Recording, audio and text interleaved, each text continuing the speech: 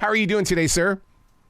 Good, Arrow. How are you? Absolutely fantastic. Dude, I got to thank you because, I mean, this band has been a part of my life, my entire life, and now we get another chapter. We get to experience it on a theater big screen. How many people or generations can say that?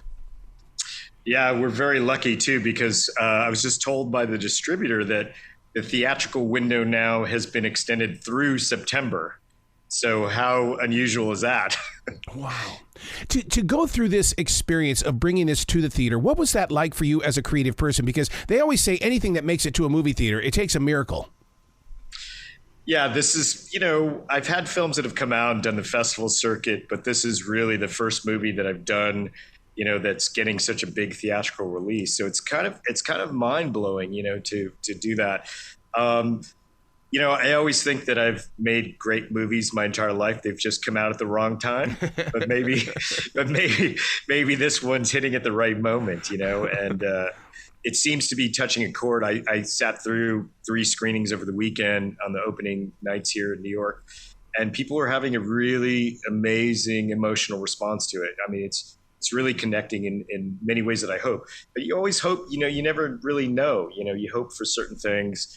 And sometimes, 5 out of 8 of them work and some of them don't. But this one seems to be, having a great life so far. Seeing the documentary 3 times like that, I mean, I'm blessed to go to many movie premieres, but each time that I see the same movie over and over again, I see something I didn't see the last time. I realize this came from you, but are you still seeing things that you didn't take note of before? Yeah, I mean, this is a strange one for me because I in the editing of it, it was very peculiar. If I was looking at something, let's say I was working on a scene that was 2 minutes into the beginning of it, or if I was working on a scene that was 40 minutes into it, I would find myself, I'd watch the whole thing all the way through.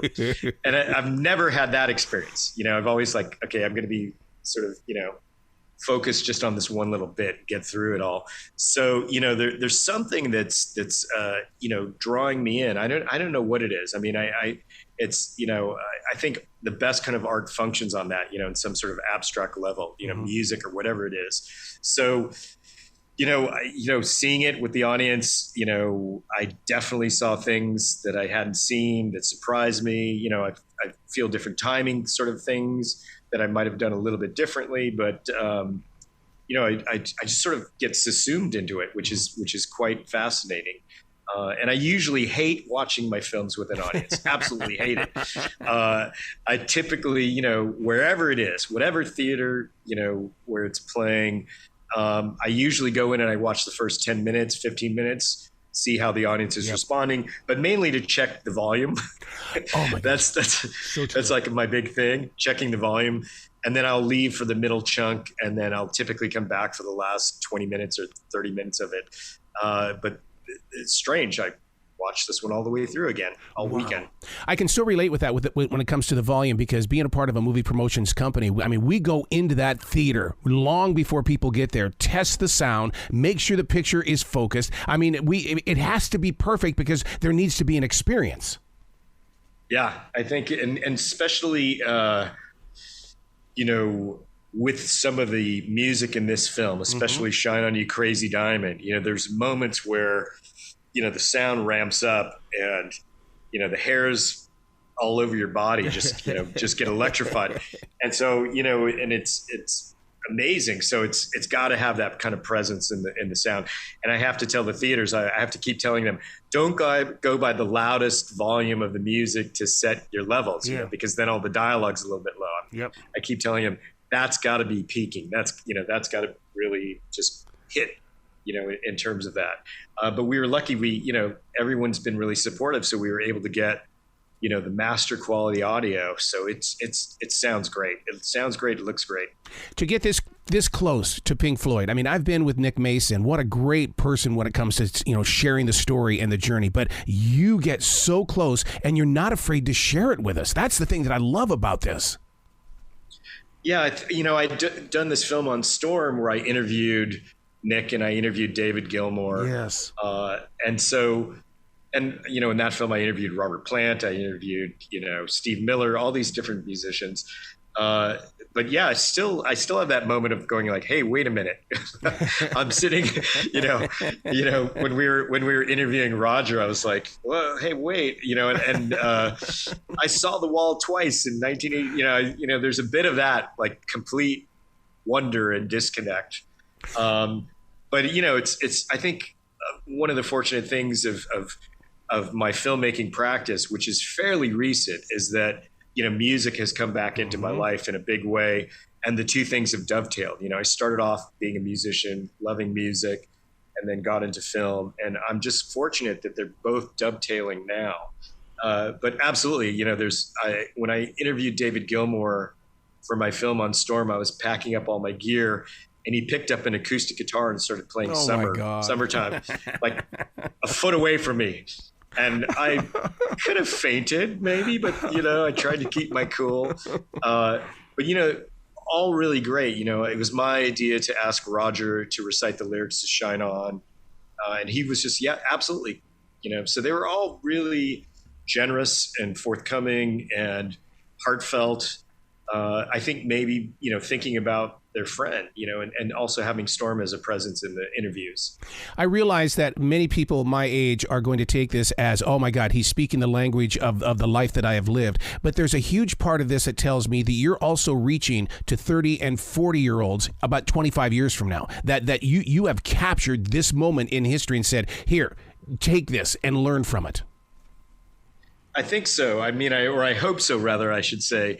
In one of the screenings over the weekend, there was a father with two daughters, I want to say, and I want to say they were maybe late teens, early 20s. And the daughter that was sitting closest to my wife and I was singing along to every single song. Raised her hand for the first question. And I was kind of like, wow, this is great. It's really, really great. And, that was part of my reasoning for including Andrew Van Wijngaarden from MGMT and Cedric from the Mars Volta. At one point I was trying to get Chris Cornell in the film, because I think that, there's so many musicians of now, like you're saying, the current generation that really love Syd's music. And so I also want to connect those kind of dots, right? And Pink Floyd's been able to do that. Pink Floyd's been one of the bands that have been able to jump generation from generation to generation, So I'm hoping people will get curious about Syd's music and, and see where the genesis of the band was and, and think about, how bands go and how life follows these strange paths. Right. We live in such a faceless generation of music. And the thing is that I love the fact that you're putting the focus on Syd, Barrett, because a lot of people don't know Syd. They don't know. They know of everybody else, but they don't know Syd. Yeah, it's I'm not one of those Pink Floyd fans that said, say, I like this era, I like this era, I like this era. I think one of the fascinating things is how the band sort of went through this arc of creativity. But it's Syd named the band Pink Floyd. The story is, they were doing a gig. I think they were gigging as the Tea Set at that time, and another band showed up with the same name, the Tea Set. So Syd just said, "Oh, we're called the Pink Floyd Sound." He just, and he combined these two blues players' names, and he wrote the first two hit songs. I mean, he wrote Arnold Layne, he wrote See Emily Play, which is kind of, which both of them charted. And really started the band. We wouldn't have Pink Floyd. Roger says this, I think, very early on in the movie. He said, I wouldn't be here without Syd. Because I do think his creativity took them from being, a straight ahead kind of R&B band, and then really pushed them into a different realm. I mean, even the first R&B songs that have just finally come out on the early years box set, I'm a King Bee and Remember Me. I mean, they're kind of peculiar already. So to say the least, so he was already changing, where they would go. And then I think the minute that they're in, the London Underground doing these multimedia shows and, Pink Floyd, they're doing these big improvisational jams. That really shapes, their identity. Yeah. As legendary as Pete Townshend is, there were many times that I felt like that he was just as much a fan as he was a student. He learned from this band. Yeah, Pete. I mean, I love Pete Townsend. The Who was, Yes. big band for me, and Pete was one of my guitar heroes. I neglected to tell him that at the moment. That was one of those fan moments, but it was amazing because he told my producer, he said, I have to be interviewed in this, and he was, talking about seeing Syd performing live, and I started thinking about the Who, and thinking like, oh yeah, Pete came out of art school. And, the auto-destructive stuff with smashing up the gear and the noise, and then also even after, the drugs, that he was one of the early musicians to turn to Eastern religion and gurus, following a guru. So there was all these weird connections, I think, between Pete and Syd that were kind of amazing. And I hadn't really seen them. But once again, I think Syd was like kind of the epicenter in some ways for many of, Bowie and all these people. So that was really great to have him in the film. Do you think most fans are going to be able to easily digest why there was an exit from the band? Because, I mean, we all have our own interpretations. We've all read our rock magazines and the authors and things like that have, put their words out there. But this is authentic. I hope that people, come away with knowing or feeling like, oh yeah, there's not really an answer. Yeah. We don't really know. Because I think, in this, it's funny because I told Storm this once. I said, Storm, I was in bands in my 20s. I kicked out people all the time. But I think, it's only in hindsight we go like, wow, that was Pink Floyd, right? That was like, but when you think back to that moment, they were all in their early 20s. He didn't really want to be in the band anymore. They didn't know how to kick him out because he was the front person. Yeah. He was the singer-songwriter. I mean, that's just insane. Like if you go like, oh, we're going to kick him out. So they kind of just gently just nudge him, off to the side. So it's an interesting story in terms of that. But I think, like I said, this idea of choosing paths in your life that he was a painter first. Mm-hmm. He was in art school and he was a painter. It just so happens his band takes off, and how does your life go? What are the different twists and turns of those things, and what are the consequences, good and bad, from those choices? And I think that's the universal part of the story. Did Syd stay with his painting? And the reason why I bring that up is because I had one bad show in New Orleans, and I've never put a brush on a canvas ever again. Did he continue going? When he went back to Cambridge, he started painting again. Oh. And, the story was that he would take a photograph. He would often drive to, a very pastoral place, and he would take a picture, and then he would go home and he'd make a painting based on the picture. Yeah. He would take a picture of the painting, and then he'd burn the painting. Oh, God. So there's actually not a lot of paintings that exist, as a physical object still. I mean, there's a few.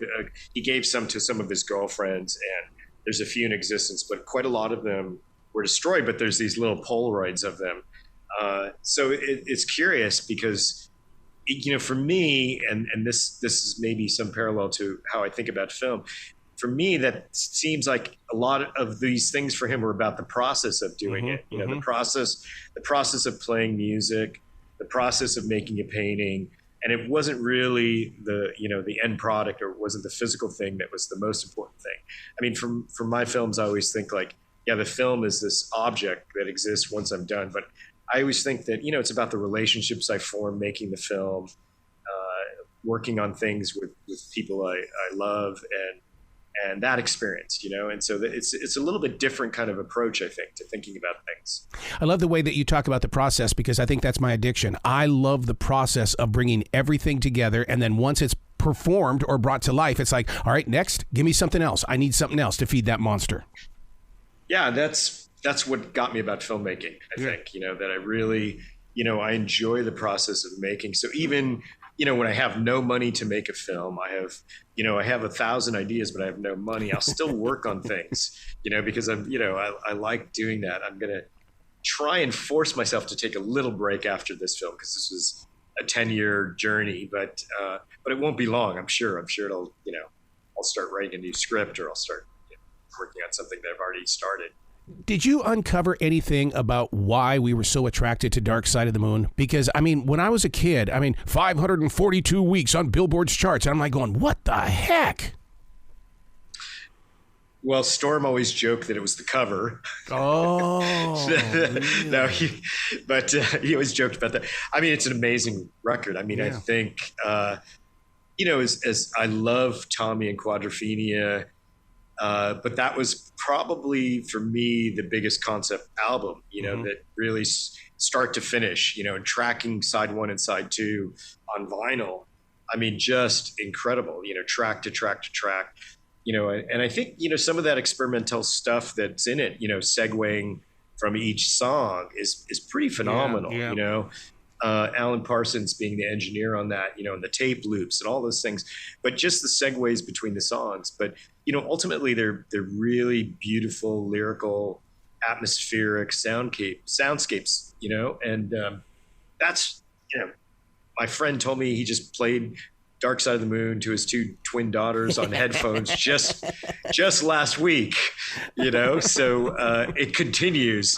You're not the only one, Arrow. It continues. I love it. You got to come back to this show anytime in the future. The door is always going to be open for you, dude. Great. Thank you very much. Well, you be brilliant today, okay? Great. You too. Thanks, Arrow.